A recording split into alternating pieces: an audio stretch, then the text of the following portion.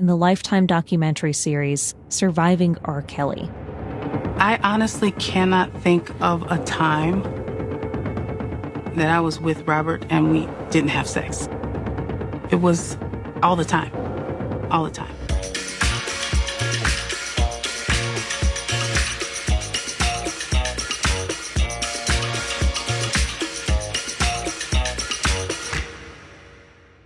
Hey guys, back with another video. This is a Lady Pow production and we're gonna jump right into this one. Finally, Mr. R. Kelly is sentenced for 20 plus years in prison for rightfully doing wrong to so many minors. And what's sad is that I attached a video at the end of my voiceover to show you guys what exactly was in the mind of this monster. So first of all, we know R. Kelly to be this known pedophile, but we just learned about this just recently, a couple of years ago. But according to this interview, they've been on R. Kelly's butt since 1990. They literally been collecting evidence on him for so long, and he couldn't even face the judge when one of the lawyers that was going against R. Kelly received a sex tape. We all know what sex tape we're talking about, with the young girl getting peed on. And it took 6 years just for him to get in front of a judge. Okay, this man has just been living his best life behind closed doors, still hurting minors, until the judge was able to sentence him. Do you see how the system is just broken? So but everyone that's close to R. Kelly and everyone that's been around R. Kelly all knew what was going on since 1990.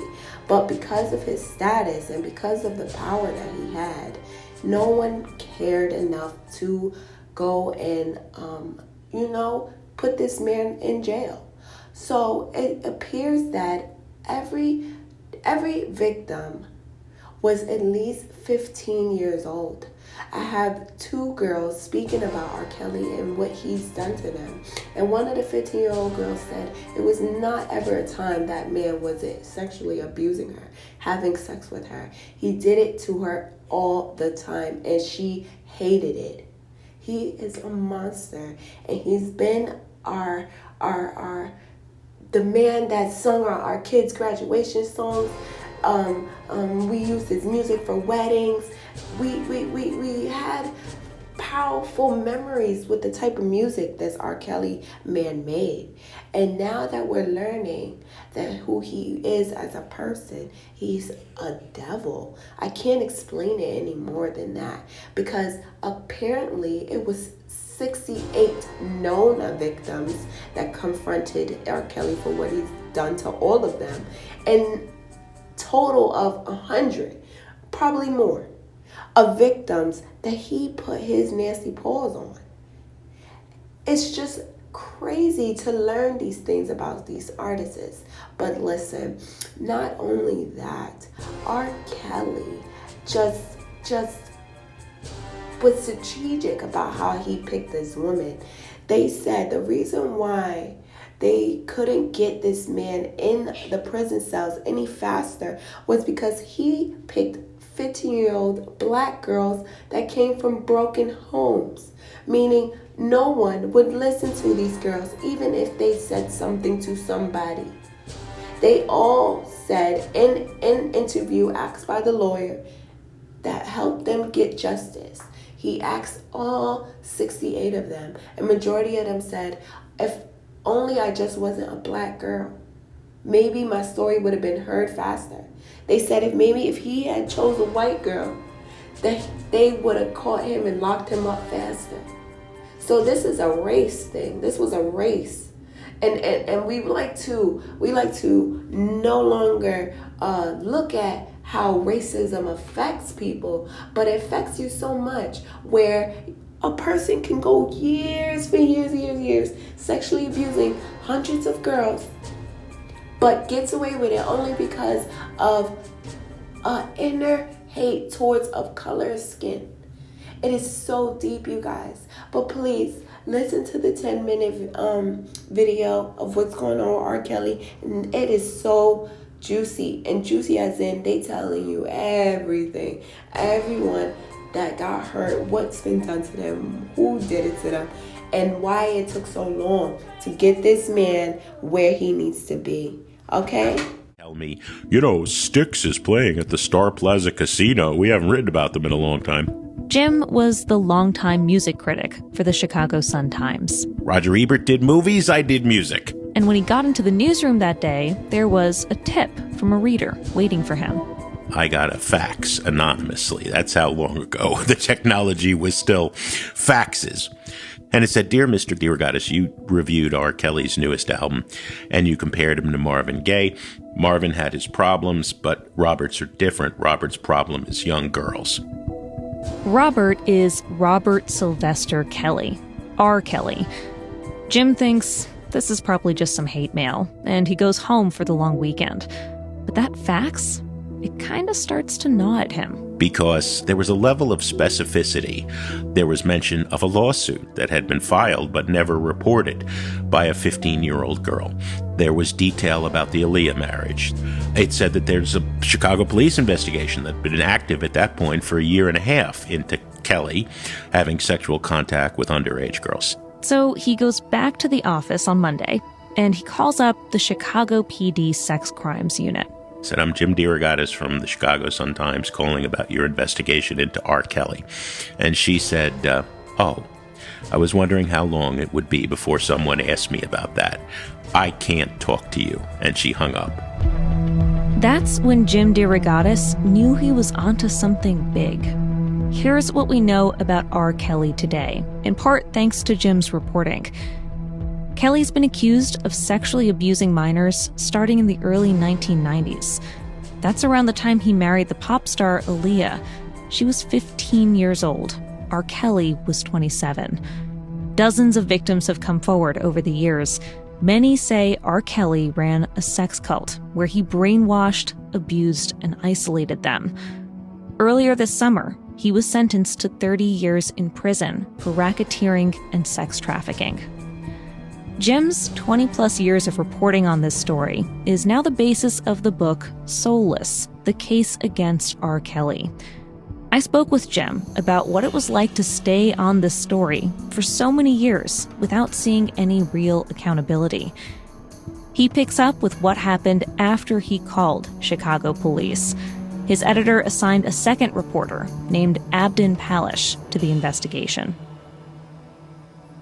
Abdon and I worked for 6 weeks or so, 18-hour days, ringing a lot of doorbells on the south and west sides. He was talking to cops and lawyers. I was talking to real people. Real people meaning victims? Victims, people in the music industry who'd witnessed behavior, people close to Kelly who had broken from him. Our story ran December 21, 2000. Abdon and I waited for the presses to roll, and 2 a.m, we had a beer, and we said, okay, I think we got him. He's done. Because the things we reported in that lawsuit, a 15-year-old girl had been used by Kelly to arrange other illegal sexual contacts with other 14, 15, 16-year-old girls. We'd gotten court documents slipped to us that had been sealed, that annulled the Aaliyah marriage. We're shocked to read about physical violence, Kelly against Aaliyah. We'd found other victims. We thought he was done, and instead, it didn't seem to matter. The case that Jim and his colleague wrote about at the time involved a girl named Tiffany Hawkins. She was the first to pursue legal action against R. Kelly back in 1996. Her suit alleged that he initiated a sexual relationship with her when she was 15 and he was 24, and that he coerced her into having group sex with other underage girls. Here's what Tiffany says about that experience in the Lifetime documentary series, Surviving R. Kelly. I honestly cannot think of a time that I was with Robert and we didn't have sex. It was Thank you guys for all the time. tuning into this video. All the time.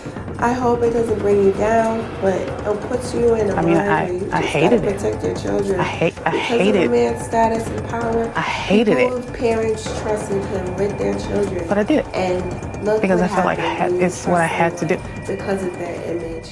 Tiffany was an aspiring singer. She was so talented that her choir teacher told her that she reminded her of Whitney Houston. And Jim says R. Kelly promised her a career.